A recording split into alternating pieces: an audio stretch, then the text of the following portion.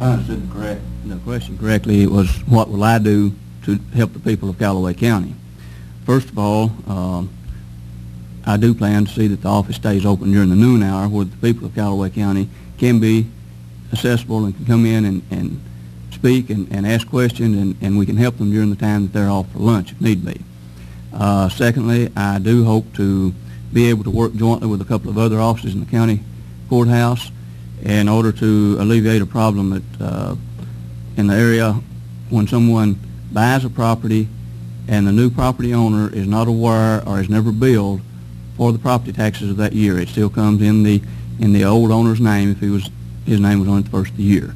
I feel like that we're working with a couple of other offices in the courthouse, we can alleviate this problem. And certainly I will have open door policy that anyone can come in at any time and talk with me, and we'll try to work out any problem. I would like to know if the #1 retirement rating has affected the value of property in the area and your assessment of it, and is there cause for worry amongst property owners in the county, and if so, is there anything you can do about the escalation? First of all, I don't think most people, everybody wants to sing laurels of Murray and Calloway County being the #1 retirement center in the nation. They are going to soon learn that from the property tax point of view that it's not as great as it's cracked up to be. But again, you're going to have to take these new properties that are selling at, I mean, when people come in here from out of state, from California, New York, the Northeast, you know what, you know, they've been used to paying double what we pay for housing around here, and they think nothing of, you know, paying half again what only 5 or 6 years ago would be a fair market price here. So that is going to have an effect. And when you go to the comparative situation on it, obviously it's going to have a direct effect with houses that are in the same neighborhood, of the same style and house size. Then these things are going to have an effect. But again, you go back to the taxing district, be it the county or the state, but Calloway County as a whole is going to be protected, not the individuals now. That's the flaw in House Bill 44. It doesn't protect the individual as much as it ought to be. But it does keep property taxes. You've got to separate assessments from taxes. And it does keep those taxes from going up in excess of 4% a year. The designation has been talked about quite a bit tonight of #1 retirement city in the nation is good, but I don't think we need to lose sight of the people that came here before we had this designation. We have a lot of people coming in, retiring here at the lakes and so forth. I think that the designation is great, but we shouldn't put all of our eggs in one basket. We shouldn't depend on that continuing. Certainly we'd love to see it continue for several years, but at the same time we need to look at the other people that have come in here, and they have come here before they ever heard the #1 retirement capital. The increase in taxes, as Mr. Imes has pointed out, has come about, and the increase in property values partially because people wanting to sell their property maybe had asked more than it was worth before, and all of a sudden they have new people coming in interested in their property and they're able to sell it. But I think that our office could not see any appreciable difference once that designation is lost. Well, this is a question that's bothered me since we first received that designation, and I had talked to them in Frankfurt trying to find out what their view of it was. They assure me that we will be required to follow the law.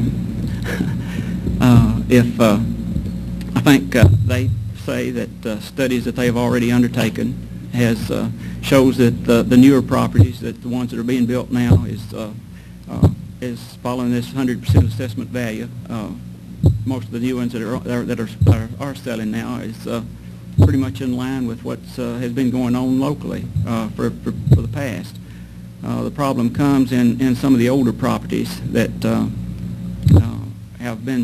are probably some of them selling 100% more than what they would a year or so ago. In in the assessment administration assessment of properties, the state has mandated that legislation mandated that a new manual be published that we will have to follow, and it lays the groundwork for the formulas and the ratios and the procedures that we will be required, using the different approaches to appraisal analysis that we will be required to follow. These properties that are selling at higher prices, they say these are current market prices. These are the values that you will have to compare the other properties to. And this question then will relate to some of the other questions that it's going to be asked, or has been asked of hitting people with some stiff tax increases on property tax increases. As I already stated a while ago, I don't have access to the, or I haven't made my go in and made my petition to look at the figures and what other people's properties assessed at. I will do that when I'm elected, and I will handle it in the manner that will best protect the values of the property, the incomes, and the tax base of Calloway County. When I'm getting in the position to see those figures for myself, the state tells me that we will follow the law. All of us being TV stars here, there's a temptation to ask questions to which we already know the answer, or to which we expect a particular answer. Let me assure you that I don't know the answer to this one. But we all know that House Bill 44, as far as county taxes are concerned, allows only a 4% increase annually, regardless of what the PVA does. The question to which I don't have an answer is that the PVA also sets property values for city taxes. Is it possible for the PVA to raise those taxes, set such an assessment that even though the county tax base could only increase 4%, that some of the city problems could be solved? Except I'm not real sure on the technicality of the question you asked. I do feel that when elected, I will be fair with the people, and I'll try not to raise their taxes unjustly, whether in the city or in the county. I think the 4% designation is good in a way on the property owner. I think that we should not do anything to our city friends any differently to what we did in the county.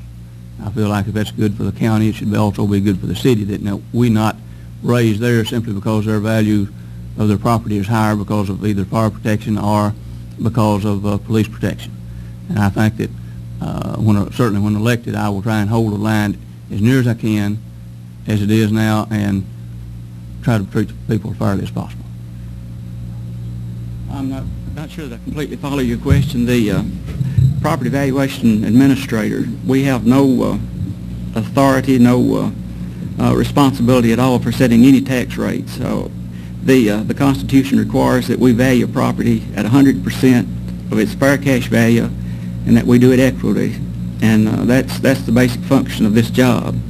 That will be our responsibility. That will take 75 to 80% of our time, is to going out and valuing property. That's all we're required to do. The city council and the fiscal courts, they will determine the tax rates and all of that. This is a function of our job. If that's the best answer I could give you.